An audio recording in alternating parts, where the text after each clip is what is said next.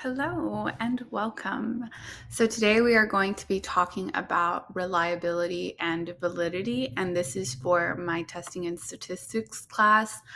I'm going to be including a lot of NCE practice questions, all of these coming from both of these textbooks, the Encyclopedia of Counseling and the Essentials of Testing and Assessments. So much fun, really. So, starting with what is the difference between the two? There's different types of reliability and validity, which is something that I didn't know. I knew coming from the science world that there was reliability and there was validity, but in terms of content, construct, criterion, internal consistency, test-retest, all of these concepts were new to me.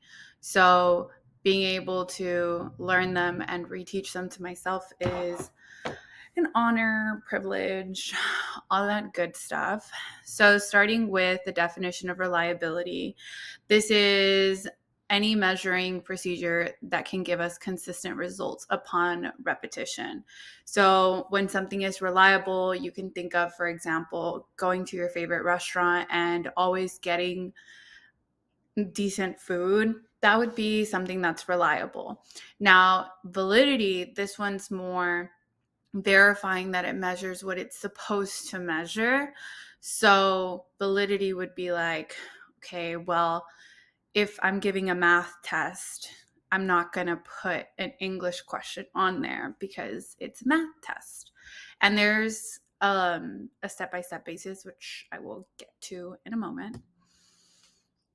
But first, our first practice NCE test question. So in terms of testing, validity refers to what? And we'll take a moment to read the answer choices. Okay. So this one was pretty obvious, pretty easy. It was A, whether the test really measures what it's supposed to measure. B would have been reliability. So if it were to give consistent measurements every time, it would be reliable. The degree of cultural bias that's in the test is something we should always take into consideration. And there is a lot of cultural bias in a lot of these assessments. So it's really important that you look at them. And when you're with your client, you're able to distinguish, like, will this test actually be useful? And then the fact that numerous tests measure the same traits is just not relevant to what we're talking about. Okay, so the different types of reliability and validity and their importance, of course. So the types that I'm going to talk about in terms of the reliability is inter-rater, test-retest, and parallel/alternate forms. And for validity, we'll talk about phase, content, criterion, and construct. Now, the importance of the two, we want to make sure that we have something that is reliable, of course, but most importantly, that it is valid and it measures what it's supposed to measure so that we can use it to support our diagnosis or whatever we're using that test for. Oh, and I kind of already answered this question, but which one is more important, validity or reliability? It's always going to be validity. And the way that he explained it in the book, which I really enjoyed, I don't know where my little thing is. There it is. The way that he explained it in the book was you can eat something and it tastes bad over and over and over again, and that would be reliable, but it's not going to be the way it's supposed to be. So it's not valid. Okay. So internal consistency. This is a type of measurement that we use for reliability. And there are different ones. So internal consistency, I think of it as the inside of the test. Is it giving the same kind of questions? Is it doing what it's supposed to do? And have the questions that actually measure what they're supposed to measure. And this is, again, a type of reliability. So we have the split, half, or odd, even. And this one is where you can compare one half of the test to another. Okay, so with the split, half, or odd, even reliability, what you can do is imagine you have like 500 people come and take a test. You should be able to, if you have good internal consistency, basically cut the test in half. You could do like the first 50 questions and then the last 50 questions, compare the two, and they should be relatively the same because you're trying to get a consistent reading all across the board. The other one that they use is called odd even reliability, and this is the same concept, but instead of doing like 50-50, you would do all the odds versus all the evens and then compare those. Now, Crowbox coefficient alpha and Cooter-Richardson are two mathematically based forms of internal consistency. And I put a little diagram there that tells you if it's good or not. Basically, you want to get to 1.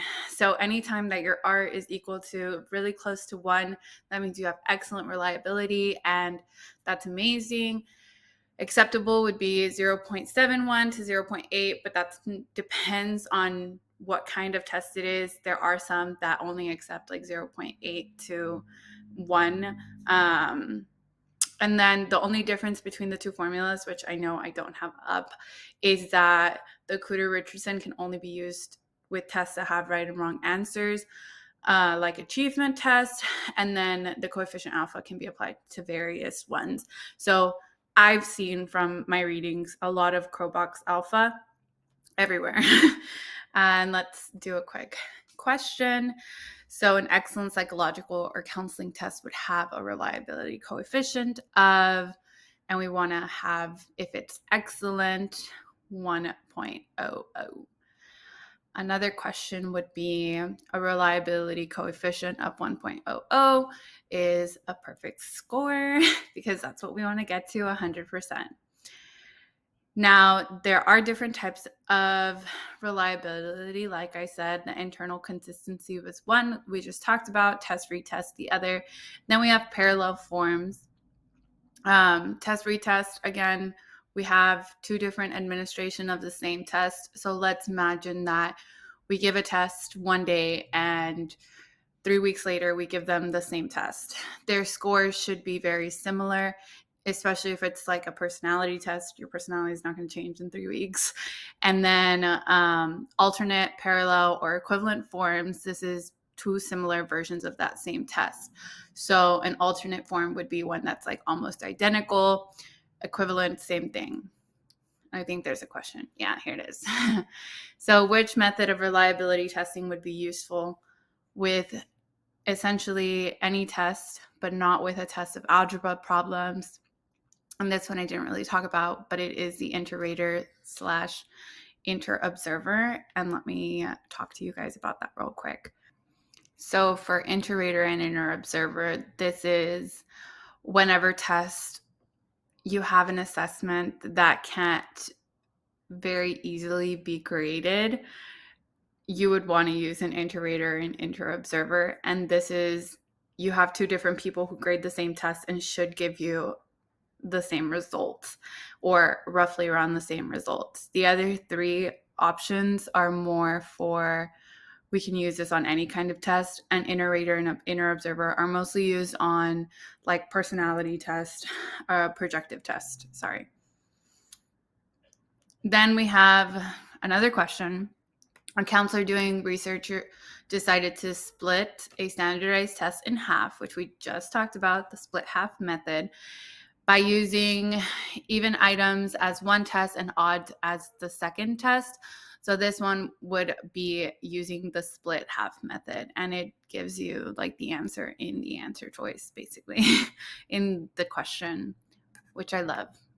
One of the things that I like the most. So one method of testing reliability is to give the same population an alternate form of the identical test. Another one we just talked about. Each form will have the same psychometric properties as the original instrument. So again, because they use the word same, you can think of same is this kind of similar to equivalent or alternate forms of reliability. Now we're going to talk about validity. So Validity, as we said, is more important than reliability. A test can be reliable but not valid, but it can't be valid and reliable. Sorry, I said that wrong. It can be, we'll come back to that in a second because this is the next question. So different types of validity are content validity, and that one's very simple. Content validity, you just think of, is this the content that I'm measuring? So for example, on this image, it's a math test. Everything inside of it should pertain to math. That's content. And face validity is if you can physically see like that this measures, it looks like it's going to measure what it's supposed to measure. So there's different steps to determine validity.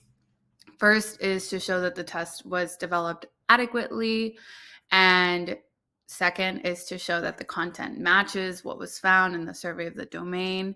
Number 3 is to show that the test accurately reflects the content, and number 4 is to show that the number of items on the content match the relative importance of that domain.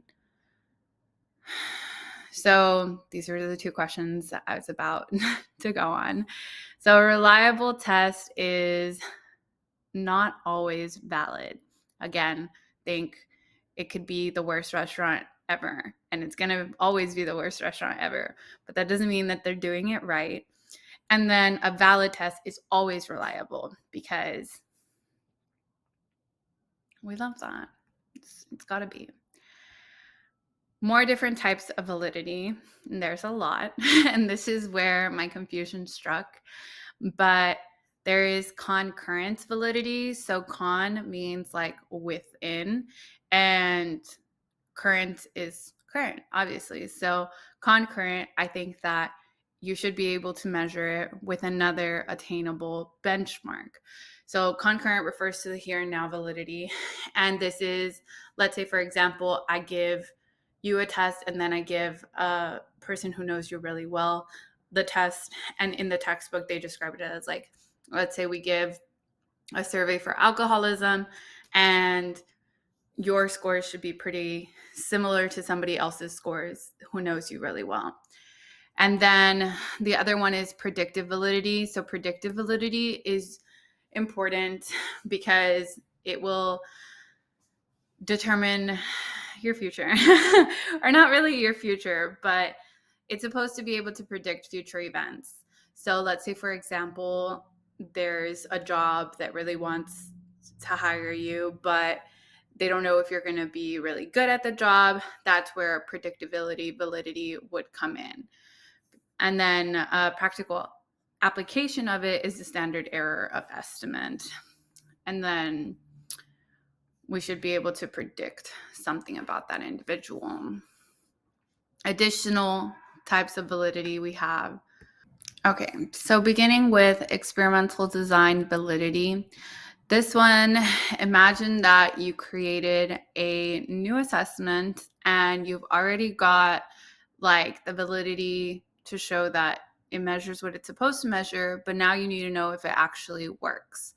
So that's where experimental design validity comes in. And what typically can be done is you give this to, let's say, somebody who already has, let's say the test is for depression, and you give it to somebody who already has and has been diagnosed with depression, then you should get good results. Like it should match and tell you that that person is depressed indeed. So that's experimental design validity. For convergent validity, this is a relationship between one test that already exists and other similar tests that measure the same thing. So let's say the new test you're trying to create, and all of these are for creating exams or creating assessments.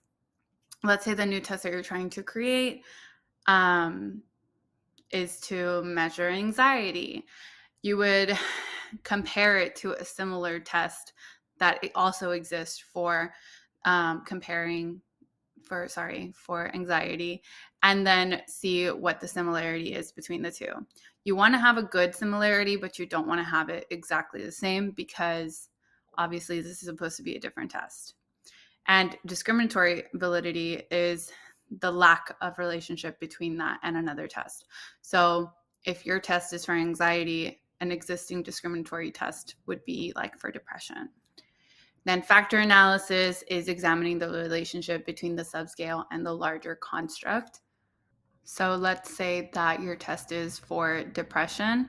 That would be like your big item. What would be the factors within there that also correlate to depression? Like feeling helpless or not wanting to get out of bed in the morning, those kinds of things.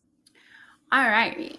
So to finish up, just a few more questions. One method of testing reliability is to give the same test to the same group of people 2 times and then correlate the scores. So this is what we talked about earlier, where you would give it one week and then one maybe 3 weeks down the road.